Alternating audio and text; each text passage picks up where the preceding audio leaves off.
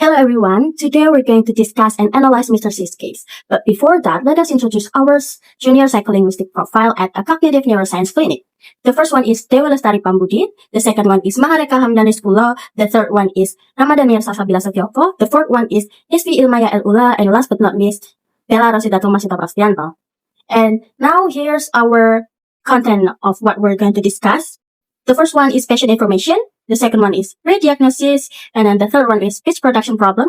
The fourth one is comprehension and syntactic process. The fifth one is proposed therapy and theoretical implication. And last is conclusion. Now let's just start from patient information. Mr. C is a 68-year-old handed male with history of cerebrovascular accident or stroke that occurred 6 months ago prior to the assessment. Neuroimaging findings indicate damage to the left frontal lobe, specifically involving the frontal operculum, including the Broca area. Clinically, Mr. C is present with non-fluent and effortful speech. He shows marked difficulty in producing and processing grammatical structure consistent with agrammatic speech pattern. Despite this expressive language impairment, his comprehension remains partially preserved, particularly for single words and simple sentences. Okay, now we're moving into the pre-diagnosis. Here, Mrs. C brain imaging shows damage in the left frontal lobe area, particularly in the frontal operculum, which includes Broca's area. This area is essential for the speech production and grammatical organization, so the damage here directly affects how speech is formed. Due to this left frontal lobe lesion, Mr. C's speech is not fluent, slow, and effortful. He is mainly produce content words such as noun and verb, while function word and grammatical markers are often missing. This pattern is known as telegraphic speech and indicates agrammatism. And then, despite these production difficulties, Mr. C still understands simple words and sentences, although he struggles with more complex syntax. This combination of speech production, relatively preserved comprehension, and left frontal lobe damage strongly support the diagnosis of Broca's aphasia. Okay, now we're going to talk about the key symptom that happened in Mr. C case. Here, Mr. C's symptoms strongly indicate Broca's aphasia, particularly affecting the speech production. Here we have the first symptom. His speech is non-fluent, slow, and effortful, with noticeable pauses between words. For example, he produces utterances such as, the boy, fall, the girl, cookie, the mother, wash, no, water, over. Yeah, something like that. These long pauses show that he struggles to plan and produce speech. And the second here is agrammatism, another key symptom that refers to the loss of grammatical structure and function words, because Mr. C often omits tense marker and auxiliary verb, as seen as in the sentence. We have the boy fall, instead the boy is falling, and then the mother wash instead of the mother is washing. The third symptom here we have telegraphic speech, where only essential content words such as noun and verb are produced. For example, girl, cookie, TV, football. Function words and grammatical connector are missing, making his speech sound fragmented but still meaningful. And then the last here, despite these production difficulties, Mr. C shows relative preserved comprehension of simple language. He understands single word with 95% accuracy and simple sentence with 90% of accuracy, indicating that the basic lexical and grammatical processing remains intact. And overall, this pattern of symptom is highly consistent with Broca aphasia. But as you can see in this table, this analysis explains how lateralization and localization account for Mr. C's linguistic difficulties. First, looking at the primary function, the left frontal lobe, specifically Broca's area, is responsible for grammatical encoding and morpho-syntactic planning. As a result, Mr. C has difficulty producing complete sentences and often omits inflection and function words. This illustrates localization, meaning a specific brain area controls grammar. Next, in terms of the role in fluency, Broca's area supports motor planning for fluent speech. Damage to this region causes Mr. C's speech to become non-fluent, effortful, and halting. Again, this reflects localization, where fluency is disrupted but meaning is not lost. The third aspect is left hemisphere dominance. Language is primarily lateralized to the left hemisphere, so deficits appear because the lesion is located in the language dominant hemisphere. This demonstrates lateralization, showing that language processing mainly occurs on the left side of the brain. Regarding the relationship with meaning, Broca's area handles structure rather than semantics. Therefore, Mr. C's semantics understanding remains intact, and he can still retrieve content words correctly. This supports localization, where semantic processing is preserved because it is associated more with the temporal lobe.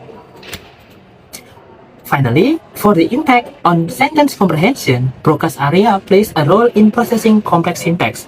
Mr. C struggles with embedded or syntactically complex sentences, which reflects the combined effects of both localization and lateralization. Okay, now we're moving into the next section, and it's about speech production problem. Here we have this slide. It's about speech production breakdown from Mr. C's sentence. And the sentence is, the boy fall, the girl cookie, the mother wash, the water over, sink full danger. And here, based on Mr. C's speech production, the most severe impairment occurs at the level of morpho-phonological encoding, particularly in producing inflectional morpheme, because he consistently omits markers such as ing, indicating the difficulty of forming complete grammatical word forms. And then the second, his lemma selection is partially preserved, as he can retrieve single and concrete content word lemma such as boy, girl, cookie, and mother. However, he shows clear difficulty retrieving function word lemmas and grammatical morphemes such as the, is, and. This results in ungrammatical and telegraphic speech. And then the third, it's about conceptualization. Here, Mr. C's conceptualization remains intact. He clearly understands the event or the idea that he wants to express, such as the boy falling or the mother washing dishes. His speech shows a strong preference for content word patterns, producing single words or short phrases rather than full sentences. And the last part, although his speech is slow and effortful, his articulation is relatively stable, suggesting that articulation is not the primary source of his difficulty. And overall, Mr. C's main impairment lies in morpho-phonological encoding and grammatical lemma selection, while conceptualization and articulation are relatively preserved. Part on this slide focuses on agrammatism in Mr. C's speech output. Agrammatism is characterized by the loss of grammatical structure and function words, such as auxiliaries, tense markers, and articles. This can be seen in utterances like the boy fall or the mother was, where essential grammatical elements are missing. Although Mr. C can still produce content words, the resulting sentences lack clear syntactic structure. These patterns indicate a disruption in morpho-syntactic encoding, which is a core feature of Broca's aphasia. In addition to grammatism, Mr. C's speech also demonstrates telegraphic speech. This type of speech consists mainly of high content words, while function words and grammatical connectors are omitted. Examples include utterances such as girl, cookie, and TV, football, yes, good. As a result, his speech resembles a telegram brief, fragmented and lacking grammatical cohesion. This pattern reflects Mr. C's reliance on core lexical items due to difficulty integrating full syntactic structures during speech production. Now to explain Mr. C's agrammatic and effortful speech, this analysis draws on the Weaver++ model and the TOT phenomenon. The effortful quality of his speech and frequent pauses reflect difficulty in lexical access, a pattern commonly observed in post-stroke aphasia. According to Level in 1989, the Weaver++ model, or word encoding by activation and verification, proposed that speech production involves two major stages. The first is lemma retrieval, in which the speaker activates the semantic meaning and grammatical properties of a word. The second process is lemma encoding, during which the phonological structure of the word is assembled in preparation for articulation. Furthermore, Rioloff in 1987 explained that the Weaver model emphasized lexical retrieval as process driven by spreading activation, followed by a verification stage governed by production rules. These rules ensure that phonological assembly require the accurate integration of some segmentical and syllabic component before articulation can occur. In Mr. C's case, his frequent pauses and prolonged hesitation, such as the boy, indicate difficulties, particularly in the second stage, where words should be produced in their phonological and modal forms. He finds difficult to locate and put together the form. This deficit is particularly evident in his difficulty retrieving low silent function words, for example, like the, is, and to, which require greater syntactic processing and are commonly impaired in Broca's aphasia. And consequently, Mr. C is able to produce content words with high semantic load, such as noun like boy and school, but fails to generate grammatical markers or complete morphological forms, leading to reduced fluency, fragmented syntax, and increased speech effort. This breakdown also aligns with the tip of the tongue phenomenon, wherein a speaker possesses full conceptual knowledge of an intended word, but temporarily cannot retrieve its phonological structure. As Brown and McNeil in 1966 described TOD as a condition which individuals are aware of meaning but cannot retrieve a phonological form, resulting in struggle and delay in speech production. Such moments are pervasive in Mr. C's speech, demonstrating his preserved conceptual semantic system contrasted with impaired phonological encoding. The integration of the Weaver++ model and the TOD framework demonstrate that Mr. C's speech difficulties arise from impaired morpho-phonological encoding rather than conceptual deficits. This distinction explains the mismatch observed between knowing what to say and being able to articulate it, and clarifies the cognitive mechanism underlying his slow, effortful, and syntactically incomplete speech pattern. Next, we have section 3, contains comprehension and syntactic processing. This section explains why Mr. C demonstrates good comprehension of single words and simple sentences, but experiences significant difficulty when processing complex sentence structure. Sentence comprehension relies on syntactic parsing, the cognitive process that builds and interprets grammatical structure during real-time language processing. According to Warren in 2013, rather than analyzing every grammatical detail, the brain often uses parsing heuristic cognitive shortcuts that allow for faster interpretation of sentence structure. These heuristics work efficiently for simple sentences, but become less reliable when sentence structure is complex or non-canonical in individuals with syntactic impairments, such as those associated with Broca's aphasia. Limitation in syntactic parsing lead to difficulties in constructing hierarchical sentence representation.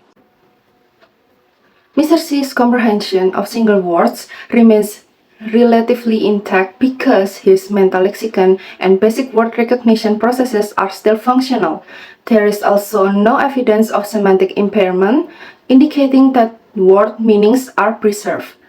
Simple sentences are understood successfully because they follow the canonical subject-verb-object or SVO structure, which places minimal demands on syntactic processing.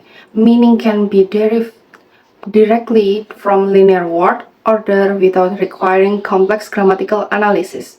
For example, the sentence, "The apple is red," contains a clear and direct structure. The relationship between the subject and the predicate is explicit, allowing comprehension to remain accurate and efficient. In contrast, comprehension breaks down when Mr. C encounters complex sentences such as "The lion that the bear is chasing is yellow." This sentence requires processing of embedded clauses, non-canonical word order, and long-distance syntactic dependencies. Non-canonical word order refers to sentence structures that deviate from the typical grammatical pattern of a language. In this example, the noun lion is semantically connected to the verb chasing, despite being separated by intervening words. The lion that the bear is chasing is yellow. This separation creates a long-distance dependency, requiring the listener to maintain the displaced noun in memory until it can be integrated with its corresponding verb. Such processing places a high demand on syntactic computation. Next, we have explanation how two parsing heuristics, minimal attachment and late closure, affect Mr. C's sentence comprehension. With minimal attachment, the brain tries to interpret sentences in the simplest way possible. When hearing the lion that the bear is chasing is yellow, the structure may be reduced to the lion is yellow, because the embedded clause that the bear is chasing is ignored or simplified. This allows faster processing but results in loss of important syntactic information. With late closure, the brain tends to attach new words to the clause currently being processed instead of building a new syntactic structure. This can be seen in Mr. C's fragmented speech, such as the boy fall, the girl cookie, the mother wash, which reflects difficulty maintaining sentence structure over time. Applied to the same sentence, late closure may cause is chasing to be incorrectly attached to the lion, leading to the interpretation the lion is chasing the bear, even though the intended meaning is the opposite from it. Together, these patterns suggest that Mr. C relies on simplified parsing strategies rather than full hierarchical syntactic analysis, which helps with simple sentences but leads to misinterpretation in complex structures. And so now we move on to the section 4, which is proposed therapy and theoretical implications. In the book, emphasizes that there are two choices that we can choose to set a therapy goal for Mr. C. The first one is restoring syntactic production through structured practice, and the second one is improving comprehension of complex syntax by training parsing strategies. Although based on the diagnosis, his comprehension of single words and simple sentences are still highly accurate, even though he's hardly producing complex sentences and word picture matching. It is also shown in the diagnosis that he's got difficulties producing grammatical morphemes and mostly use nouns and verbs. Because his biggest difficulty appears in morpho-phonological encoding and forming correct grammar, therapy should help him practice producing simple but complete sentences using small grammar words and adding correct verbs form. Strengthening syntactic production will help him communicate more clearly and reduce the telegraphic style that limit his speech. Other than that, improving production often supports comprehension as a side effect of the therapy. This happens because syntactic production and comprehension do not have different systems, but rather they are one unit like cause and effects.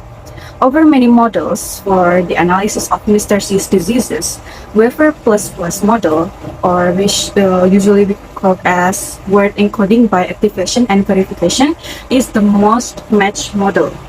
It is good for explaining step by step how words are produced, starting from select the lemma, encoding the word form like sounds, syllables, and inflections, and lastly to send articulation. This pattern directly supports Weaver++ prediction that grammatical lemmas are more vulnerable when the left frontal areas responsible for morpho-syntactic encoding are damaged. His long pauses and broken utterances like the pauses also match Weaver++. It is the ideas about failed verification where the system cannot complete phonological assembly and the speaker is stuck in a near tip of tongue state. Therefore, Mr. C's case does not challenge Weaver++. Instead, it provides strong real-world confirmations that damage for the morpho-phonological and grammatical lemma stages leads to the exact symptoms the model predicts: agrammatism, telegraphic speech, and effortful and hesitant production. Okay, and that's all for our presentation about Mr. C's case. And thank you so much for your attention. Wassalamualaikum warahmatullahi wabarakatuh.